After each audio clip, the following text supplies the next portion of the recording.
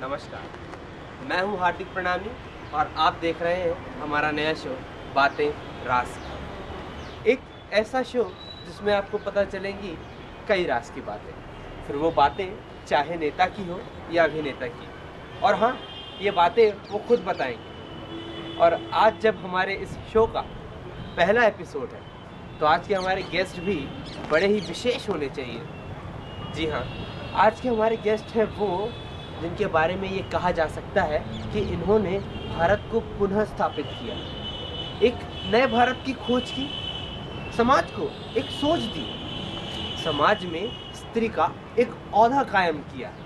जी हाँ, ये वही हैं जिन्होंने भारत की इकोनॉमी को, हमारे देश की इकोनॉमी को वर्ल्ड की बेस्ट इकोनॉमी साबित किया। जी हाँ, मेरा इशारा आप समझ गए। आज हमारे स्टूडियो में आए हैं भारत के प्रधानमंत्री श्री सार्थक प्रणामी जी और भारत के वित्त मंत्री श्री रुद्रांशु मिश्रा जी, और उनसे हमने करे कई सवाल और उन्होंने दिए हमें साफ साफ जवाब। तो आइए देखते हैं क्या थे हमारे सवाल और क्या थे उनके जवाब।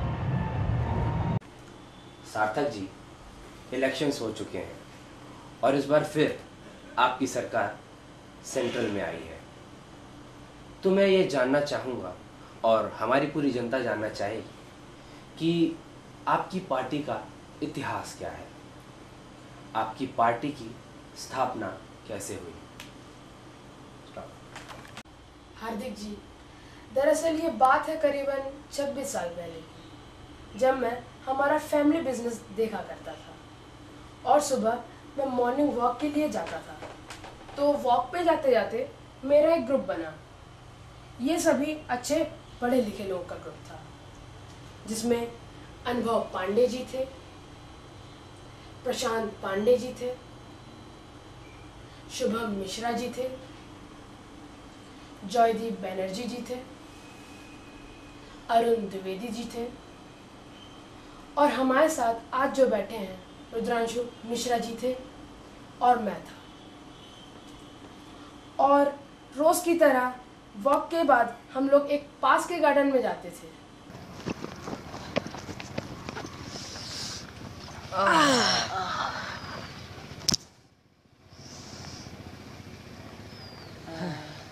क्यों भाई, आप लोगों ने आज का अखबार पढ़ा? क्यों भाई, ऐसा क्या खास है आज के अखबार में? अरे जानते नहीं, इलेक्शन आने वाले हैं, पर फिर वही घिसी पिटी सरकार, फिर वही अत्याचार और फिर वही भ्रष्टाचार। बात तो सही है। अरे भाई जॉय साहब, आप तो नगर निगम में ही हैं, आप पे तो बहुत प्रेशर आने वाला है। हाँ भाई, बात तो सही बोली सार्थक भाई, हर बार इलेक्शन आते हैं और इन सरकारी कर्मचारियों की हालत खराब हो जाती है। अरे दिन रात काम जो करना पड़ता है इन्हें। अनुभव जी, आप तो पहले भी राजनीति में रह चुके हो और जहाँ तक मुझे पता है आप अपने कॉलेज के ज़माने में युवा अध्यक्ष हुआ करते थे, तो क्यों छोड़ी आपने राजनीति? हाँ भाई, आप शिक्षक क्यों बने? आपको तो एक बड़ा राजनेता होना चाहिए था। आज के समय में हमारे देश को आपके जैसे ईमानदार नेताओं की बहुत ज़रूरत है। अरुण जी, बात तो आपकी सही है, देश को तो ईमानदार नेताओं की ज़रूरत है, पर इन भ्रष्ट पार्टियों को नहीं। हाँ, एक ज़माने में मैं राजनीति में हुआ करता था, पर अब नहीं। पार्टियों का इतना दबाव, वो भी गलत काम करने के लिए, मैं सहन न कर सका और उसी समय मैंने राजनीति छोड़ दी और एक शिक्षक बन गया।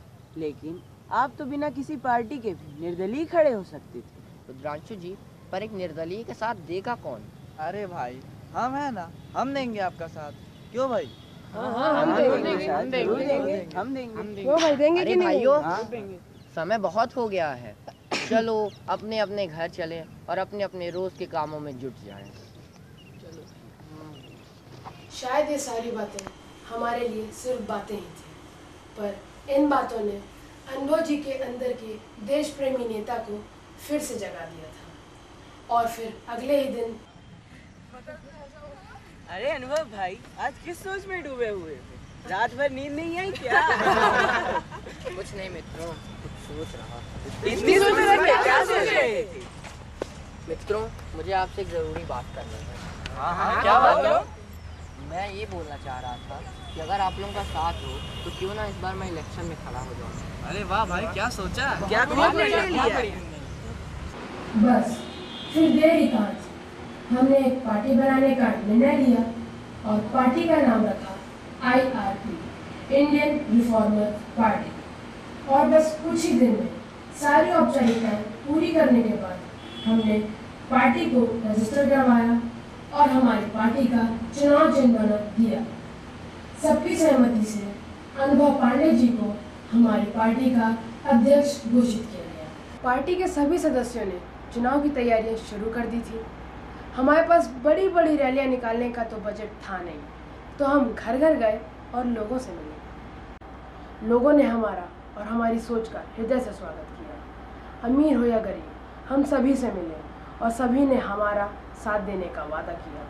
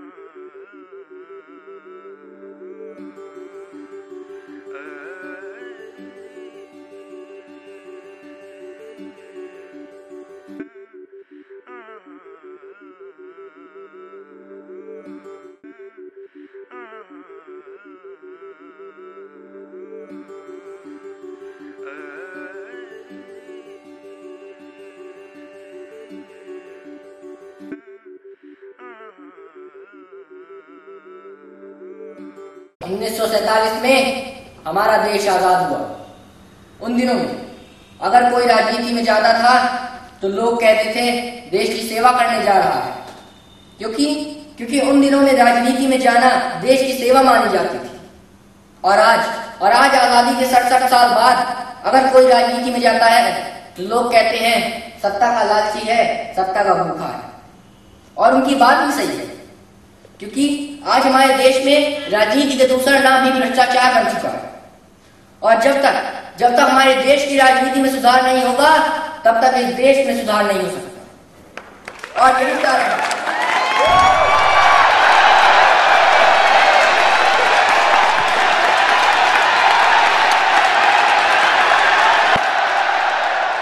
और यही कारण है और यही कारण है कि हमने इंडियन रिफॉर्मर पार्टी IRP बनाई।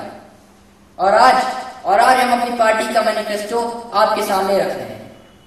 और अब हम आपका साथ चाहते हैं, क्योंकि अब आपको पढ़े लिखे लोगों को राजनीति में आना होगा, क्योंकि जब पढ़ेगा इंडिया तभी तो बढ़ेगा इंडिया।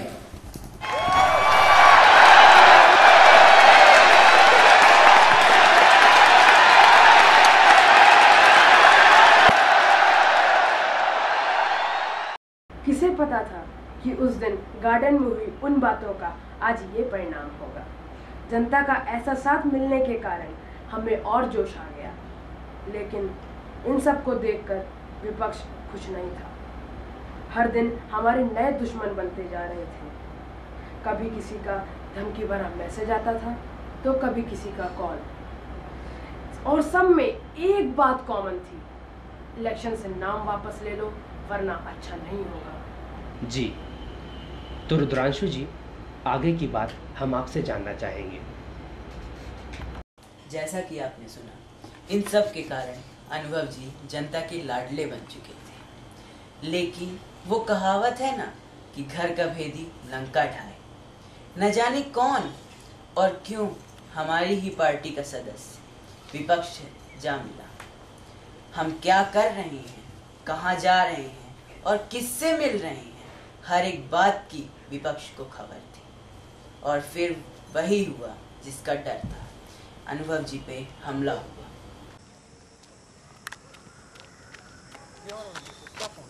कुछ नहीं, बस घर से। कौन है तुम लोग? हटवा दे, इलेक्शन मत लड़ तू। कौन हो? इलेक्शन मत लड़, नहीं तो नहीं हटवाऊंगा। अच्छा नहीं होगा तुम्हारे लिए। मैं नहीं हटवाऊंगा ना।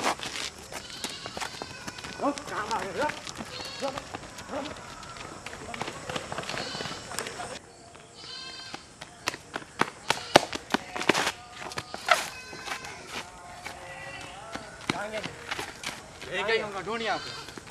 चला हम देखते हैं।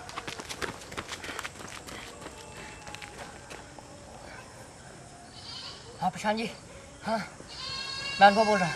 हाँ मैं सिविल लाइन्स में हूँ, पक्षी गुंडे मेरे पीछे पड़े हैं, आप जल्दी आइए। जी सिविल लाइन्स में, जल्दी। हाँ हाँ जी जल्दी। हाँ। और कुछ ही मिनटों में प्रशांत जी वहां पहुंच गए। प्रशांत जी इधर, प्रशांत जी जल्दी, प्रशांत जी इधर।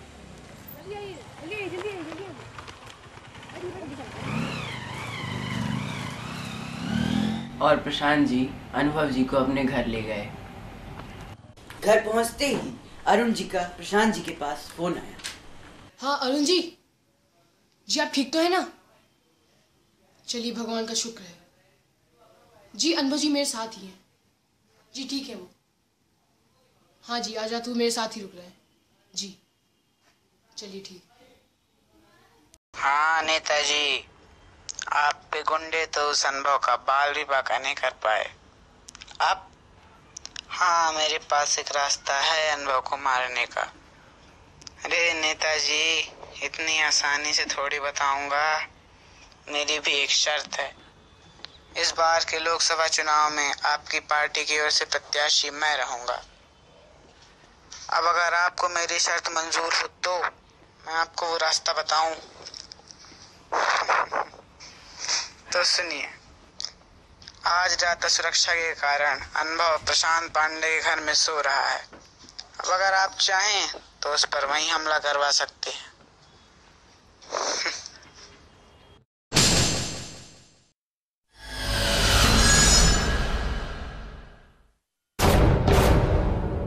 उसी रात करीबन 3 बजे अनुभव जी को प्यास लगी और वो पानी पीने के लिए उठे।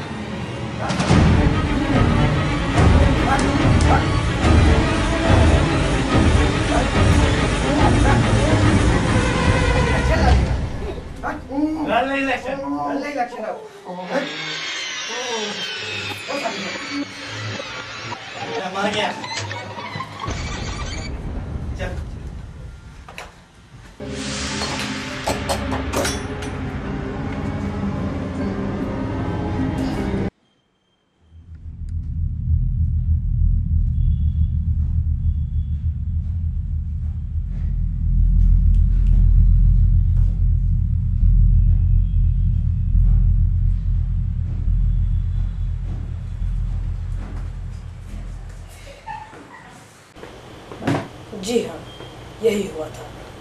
और घर से भागने के लिए जब हमलावरों ने दरवाज़ा खोला तो उसकी आवाज़ के कारण प्रशांत जी की नींद खुल गई। अनुभव जी